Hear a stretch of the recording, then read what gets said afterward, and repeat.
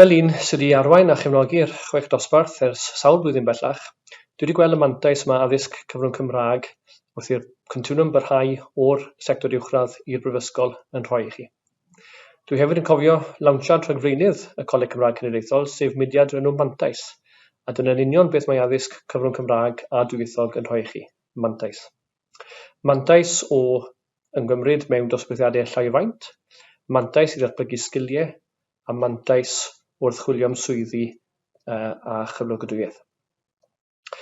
Gyda'r datblygiad yn y galw am wybodaeth trwy'r cyfryngau traddodiadol a'r cyfryngau cymdeithasol, mae angen llenwi bwlch yn ni. Mae angen llenwi bwlch o'r pobl ifanc hynny sydd yn medru trafod ffeithiau a trafod pynciau yn gwbl hyderus trwy gyfrwng y Gymraeg. Ac mwyn fod yn gwbl hyderus wrth gwrs, byddai parhau astudio trwy gyfrwng Gymraeg o fantais enfawr i chi. Ac wrth gwrs un mantais arall byddai astudio trwy gyfrwng Gymraeg yn rhoi i chi trwy'r Coleg Cymraeg Cenedlaethol yw'r bwrseriau a'r ysgoloriaethau sydd ar gael.